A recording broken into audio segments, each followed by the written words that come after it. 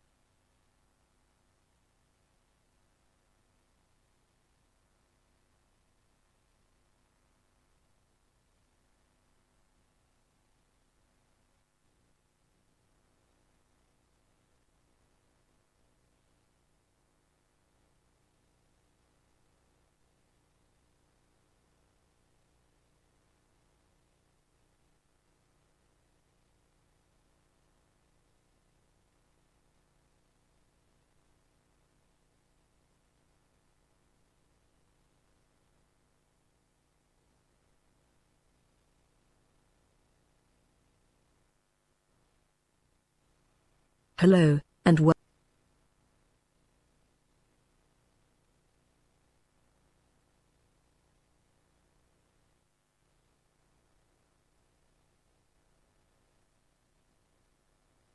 hello, and welcome to Erasmus.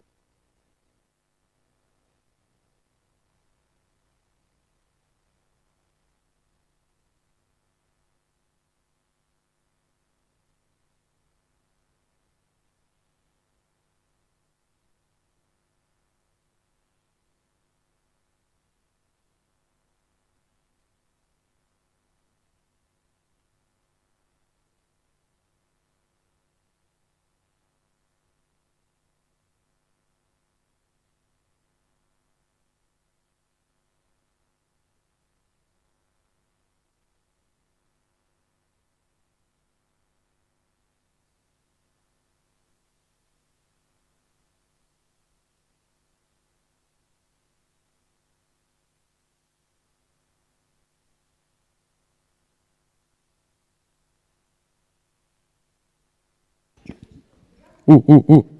Hi. Start one more time. Hi, everybody. Mind the event concept. Sorry. Sorry, your word is my command, Svetlana Anatolievna, my teacher of English, PhD in philology, associate professor.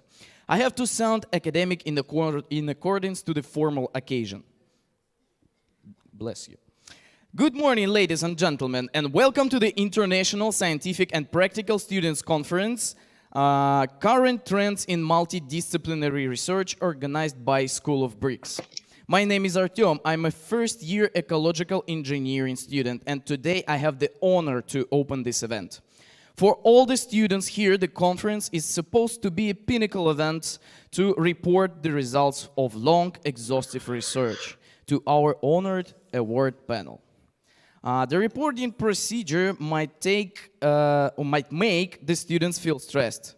It's not the mood for them to be successful today. I know who can provide all the students with confidence and inspiration. And now I'd like to call on Prime Minister of our educational kingdom, School of Bricks, to encourage our young researchers. So, Deputy Director of Baikal School of Bricks, PhD in Philology, Associate Professor Татьяна Анатольевна Давыдова!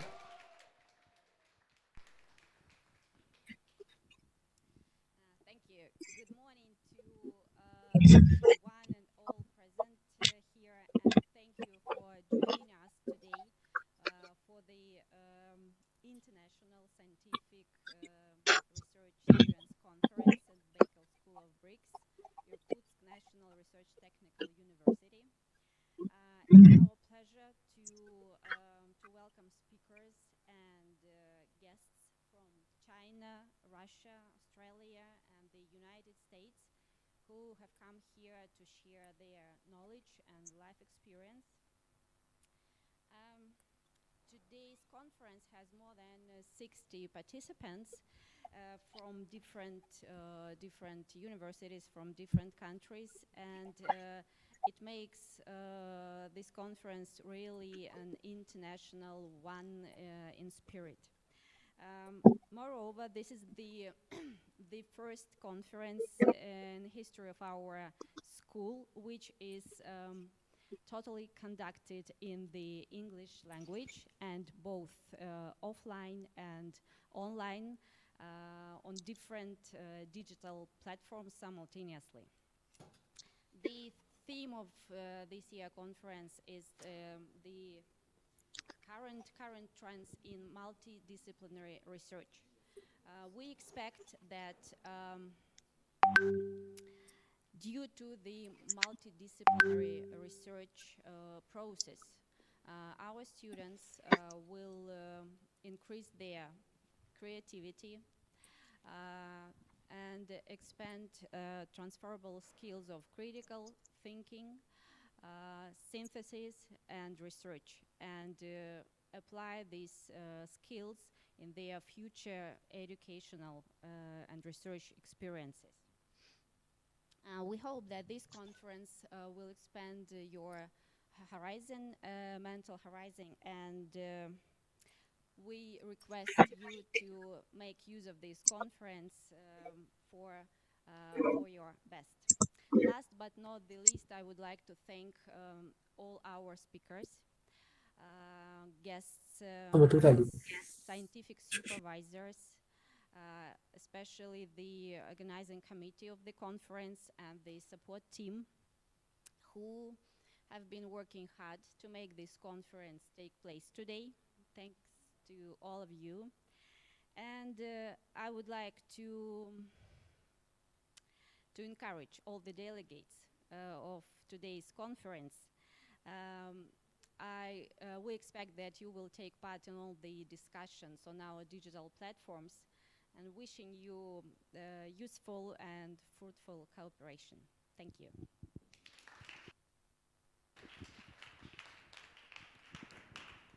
Tatiana Anatolievna, we really appreciate your speech of support and your guidance. Thanks much. Wisdom is what always features you, Tatiana Anatolievna. Love of wisdom as a way of life. So, by the way, so that is the topic of our first guest speaker. I am glad to introduce our guest speaker, Jason Kronbach van Boom, lecturer from Irkutsk State University, PhD candidate.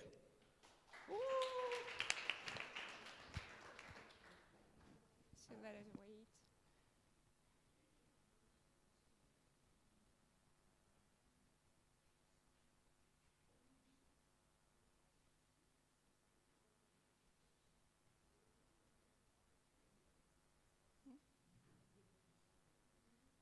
Okay, so that is here. Jason, you're welcome. So we cannot hear you.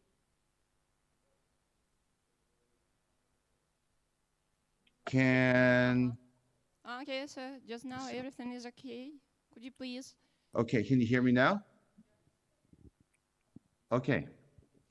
So basically, part of the great pleasure in talking with you all is because this is a multidisciplinary and international conference. It really gives a great opportunity to talk more broadly. Usually, university lecturers and professors, we spend our time talking about the details of a topic in some specialty, such as the angular momentum of electrons, the meters of Pushkin Shakespeare, or 19th century Russian or Chinese history. We usually don't enjoy the opportunity of lecturing on broad topics. However, because this is a multidisciplinary conference, and because all of you as students, as I have learned, are pursuing studies in a variety of disciplines, it gives an opportunity to step back from the usual microscopic concerns of specialists to address a broad topic. In fact, it is one of the broadest topics out there. So the question is, I will direct the focus of my speech to questions about wisdom. What is wisdom? Why is it important, both theoretically and practically? How can the pursuit of wisdom affect and transform our lives? What does it mean to seek after wisdom? Now, we usually associate words such as wisdom, truth, knowledge, science, and information only with the mind, with cognitive states. However, there is a tradition that links wisdom not only with the mind, but with the heart as well. According to this tradition or traditions, wisdom concerns all aspects of human life: thoughts, emotions, and deeds, or mind, heart, and body. Wisdom does not simply fall unto us as snow, even if we live in Siberia. Wisdom is also a fruit of activity, of inquiry, of straining ourselves in its pursuit. What drives us to seek after wisdom? What drives us to do anything? It is love. Love is the force that gives motion to anything, ultimately. And this is what I want to talk about: the love of wisdom as a force that gives shape to our lives, to the love of wisdom as a way of life. Now, talking about wisdom is an unusual thing these days. It is not that wisdom is a forbidden topic, rather, we pay attention to other things. Now, people say a lot about information. We talk about information technology, the spread and development of information, about the problem of misinformation, and the importance of having informed opinions. Sometimes we hear about people drowning in information, about being overwhelmed with information. Usually, the solutions we hear about are attempts at technological fixes. Let's have better algorithms or artificial intelligence, better computer programs, better fact-checking. Sometimes people talk about better education, but what does education consist of? How does education become better or worse? Now, pedagogical specialists, people who specialize in education, can talk about that, because the concern with wisdom still animates much of pedagogical research. Still, many of us don't know about it. We do talk about knowledge and science, but the general discourse, how people talk about things, tends to treat knowledge and science as if they were the same thing as technology, as technical skill. But again, technology does not solve the problem of drowning or making sense of information. Technology means the knowledge of doing or making things, and that's very important. It teaches us how to do things, but not what or why. And it is the why which is the most important thing. So let us look at wisdom. Whereas today we speak almost without stopping about information, the ancient world concerned itself with something else. Antiquity placed wisdom as the most important thing, as the question of questions. The books of the Egyptians, the Greeks, the Jews, the Babylonians, the Indians, and the Chinese all speak of wisdom. They could be lyrical about wisdom. The book of Job says, "Coral and jasper are not worthy of mention. The price of wisdom is beyond rubies." The book of the Wisdom of Solomon says, "Wisdom stretches out from one end of the earth to the other, and she governs all things well. I loved her and sought her from my youth, and desired to take her as a bride for myself, and I became a lover of her beauty." Sometimes wisdom was personified as a goddess or god, as in the case of Pallas Athena of the Greeks, Isis of the Egyptians, or Saraswati of the Hindus. However wisdom was conceived, all ancient cultures honored and treasured wisdom. Those who attained wisdom, or seemed to attain it, were called sages or wise persons. But what makes wisdom so precious? Aristotle speaks of wisdom as the knowledge of why things happen. Wisdom is the knowledge of the first causes or principles of things. It is integrative knowledge. Wisdom brings the details of particular sensations and types of experience into general wholes. It goes from surface appearance to the underlying causes, principles, or sources of things. And he talks about this at length in the first book of his Metaphysics. But can a human being have this kind of knowledge?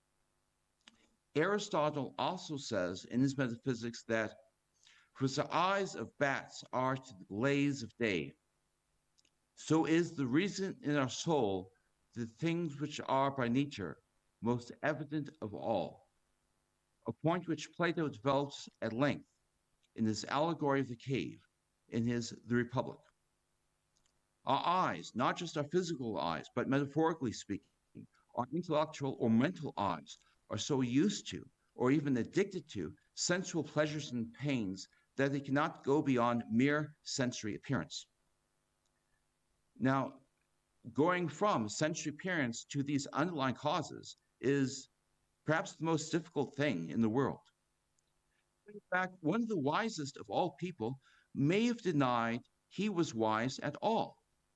Pythagoras is the founder of mathematics as a science. We still honor him today by calling the Pythagorean theorem after his name.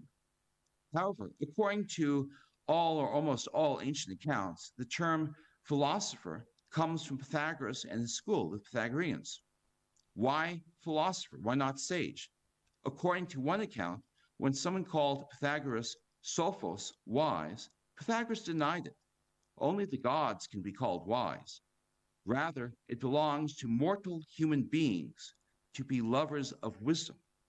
We cannot actually know the principles of all things as the gods do, but we can aspire to this knowledge.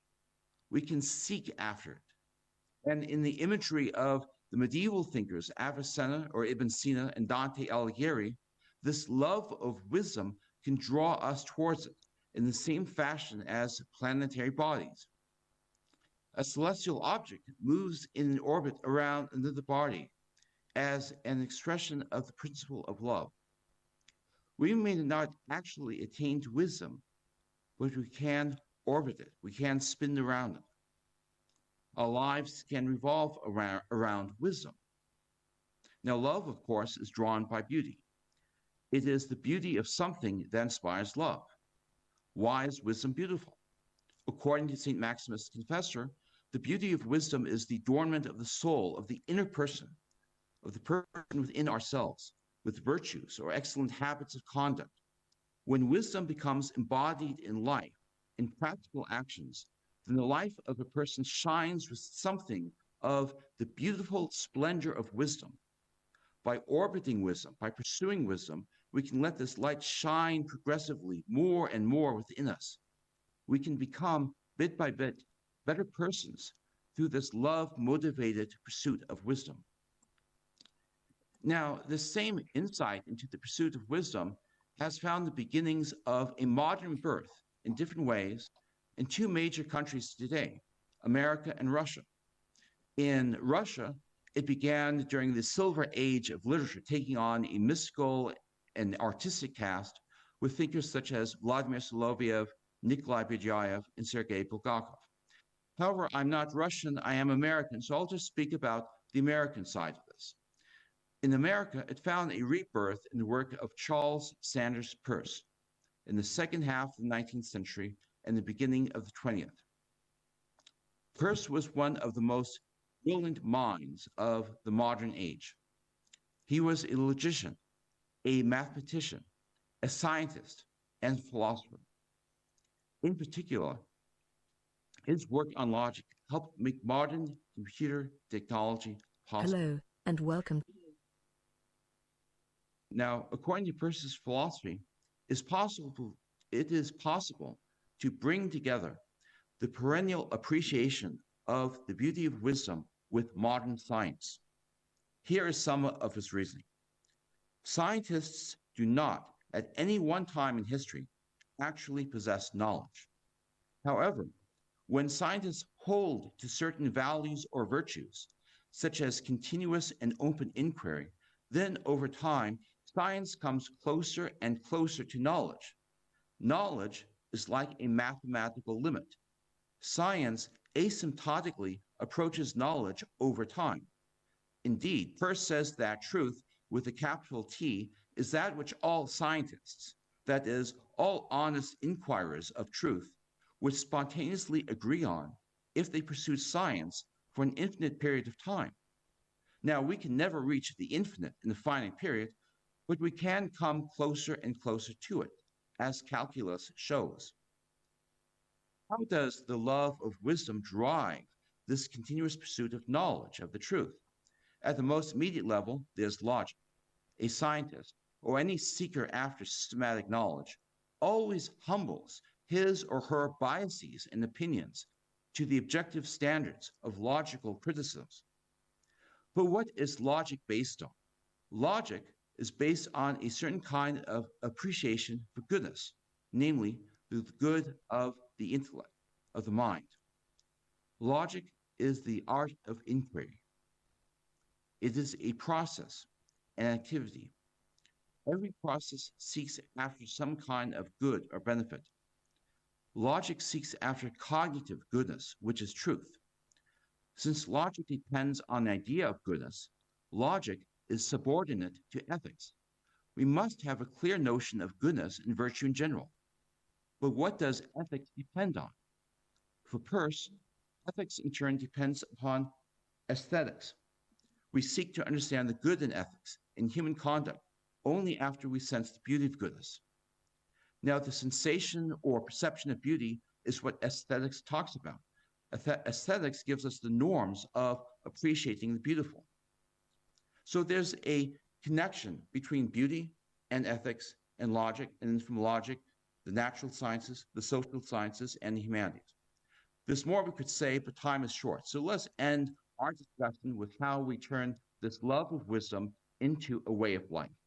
If wisdom integrates all kinds of inquiry, then we must ourselves live an integrated way of life. Our actions must be whole. In academics, we cannot confine ourselves to just one specialty. Certainly, we have to have some specialization, but we can always keep abreast of developments in other fields. Most of all, we can have friendships with other specialists. We can have conversations with them and exchange what we're doing in our own fields. More importantly, however, we must integrate and ground our scientific inquiries with ethics and appreciation of good ways of living. This requires cultivating general virtues such as justice, wisdom, courage, and self-control, and also epistemic virtues, which are the habits proper to the mind. Among these are curiosity, wonder, and a healthy blend of criticism and faith. But above all, and this is really the main point of my speech, is keeping alive an appreciation of intellectual beauty, of the beauty of the knowledge of things. And however busy we can be, and our lives can be very busy, we can take a little time out, like say maybe waiting even for a bus, or taking a brief walk, or looking at nature or art. We can spend some time nourishing our appreciation of the beauty of higher things. And this in turn nourishes and feeds all that we do academically, whether in the library, the laboratory, or the classroom. Thank you. Okay, thanks, Jason.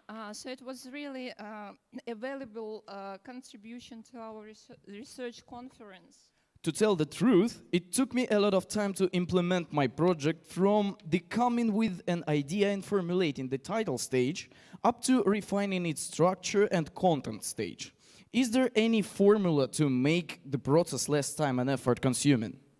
Okay, so by the way, our next guest speaker, Associate Professor, Professor of Advertising Department, Faculty of Business Communication and IT from Irkutsk State University, Елизавета Васильевна Подкамина, is sure to answer your question, Artyom. Елизавета Васильевна, could you please share the secret regarding steps to successful projects?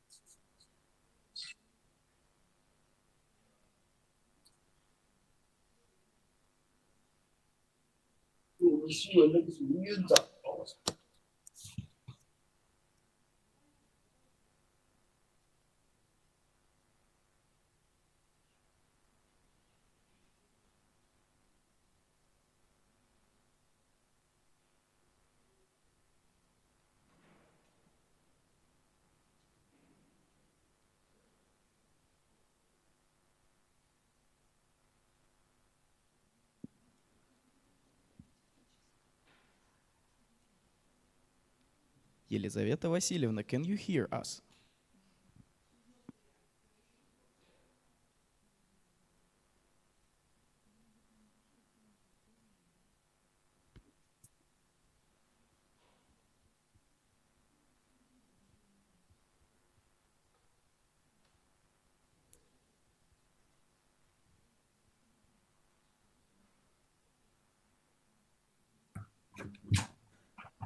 Миша?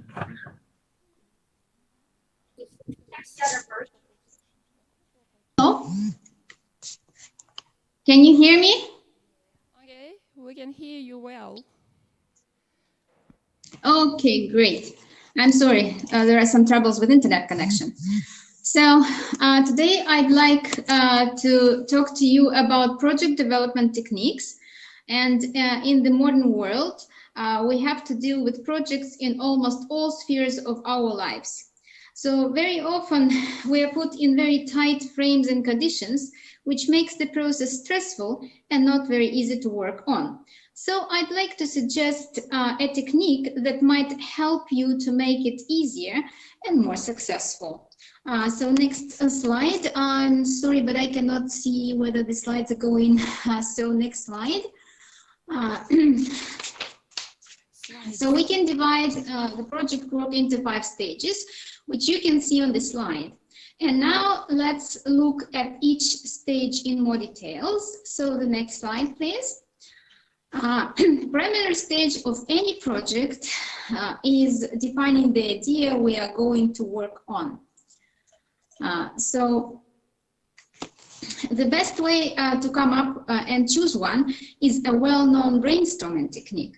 So the main point here is not to stop the flow of the ideas and come up with as many ideas as possible and select the best one at the end. It's very important to remember that we shouldn't criticize or reject any ideas now, because they can be transformed into something very creative and at the same time implementable later on. So, and in our case, just working on the project, we first of all brainstorm the key problems we would like to solve with our project. Next slide. So after defining the key problems we are going to solve by our project, we need to figure out which sub-problems and courses are connected with it. So there are different techniques that can be used at this stage, and you can see them on the slide. In my presentation today, I'd like to cover a problem solution tree technique. So next slide, please. Let's look at the problem tree template. Here, the key problem which we identified and singled out at the previous stage becomes the tree trunk. And we need to find its roots, which become direct and indirect causes of the problem, and also the branches are the direct and indirect effects of this problem. So now let's look at the example. The next slide, please. So here we can see.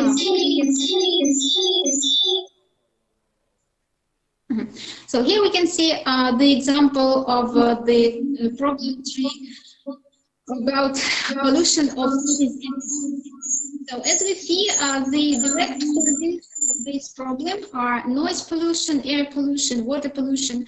We can also come up with some other ideas what could be the causes of pollution in cities and towns. And indirect causes are increasing number of cars, factories, irresponsible attitude of people, lack of governmental regulations, and so on. If we look at the branches, we can see, so on the left we see direct effects like dirty streets or dumps. And on the right, we see indirect effects such as illnesses and bad immunity, which cannot probably directly be connected with pollution of cities and towns, but still the problem influences this situation very much. So next slide. Excuse me, there is no slides. We don't see the slides. Oh, no slides. So,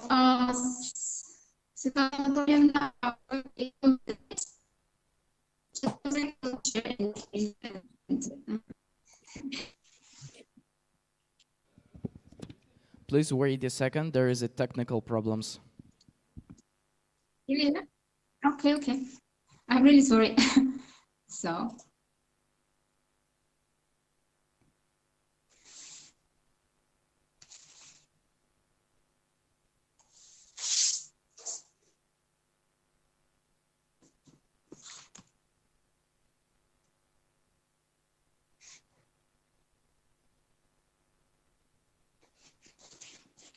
Yeah.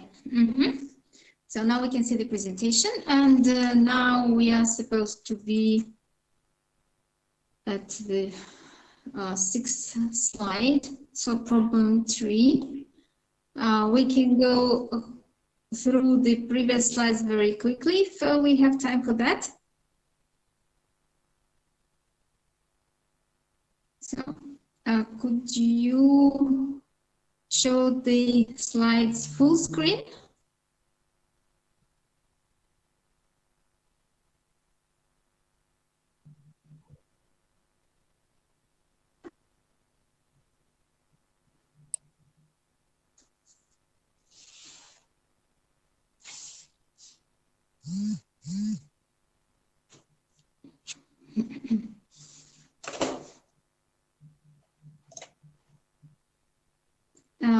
Can we go through the slides?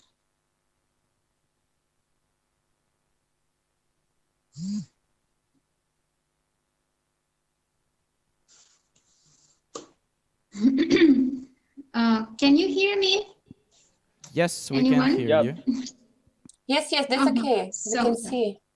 Okay, and which slide are we on right now? Because I need the slide number 6, I guess, with the example of problem 3. And maybe we just very quickly go through all the slides, like the stages first.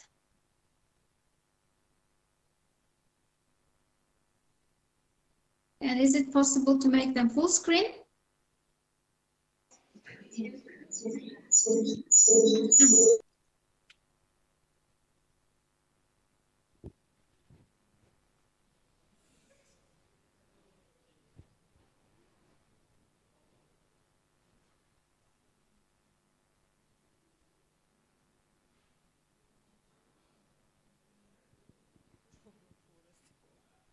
Elizaveta Vasilyevna, are you with us?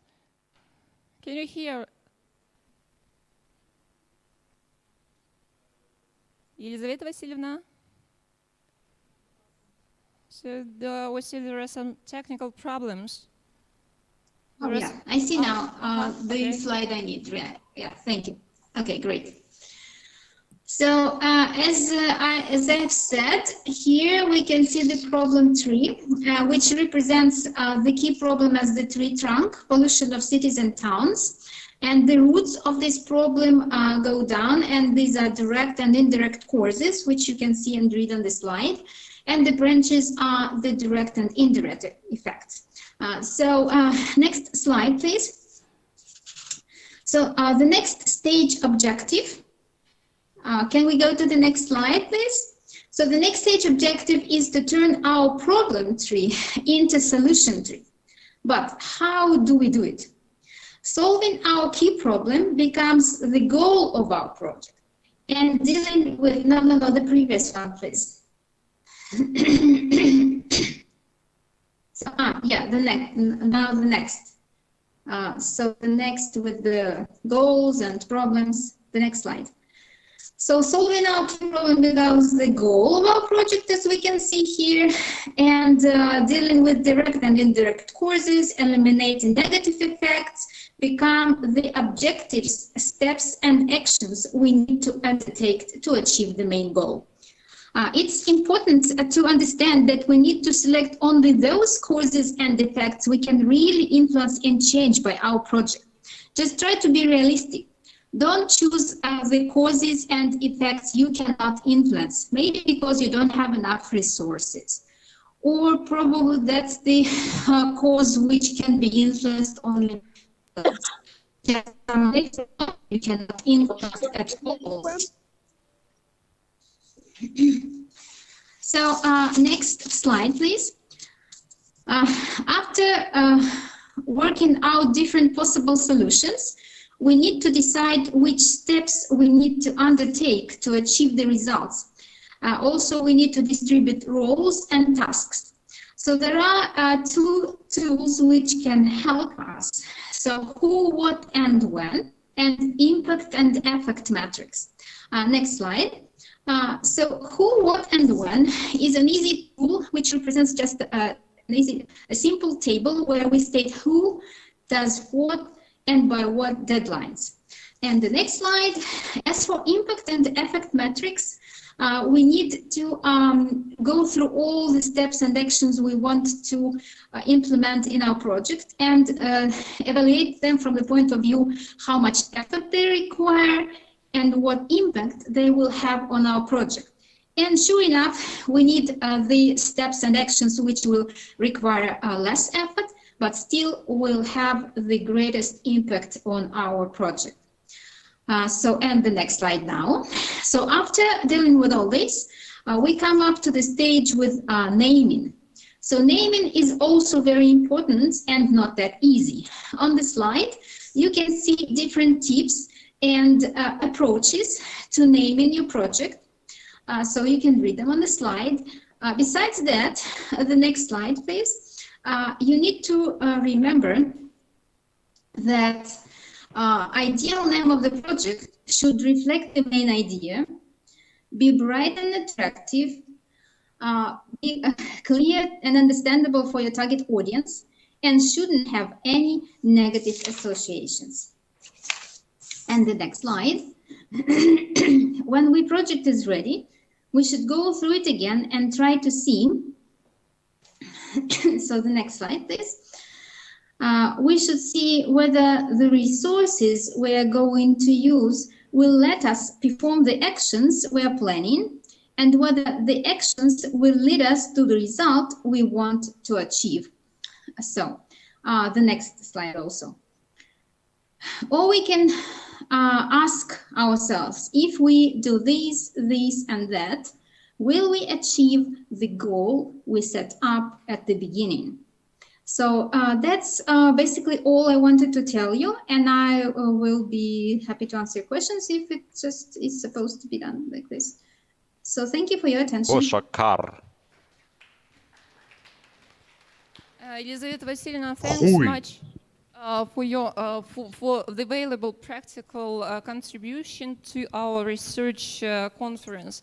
So after your presentation, after your report, I believe that our students will be able to plant solution trees everywhere. And now it's high time to report our research. I would like to tell... I would like to tell you good luck. I hope everybody will be satisfied with their work and the award panel won't be too strict. Let me quote and rephrase these words from the film Star Wars. May the Force, and also bricks, be with you. Now, all the students are welcome to join the appropriate section of the conference according to the program. Thank you for your attention. Thanks.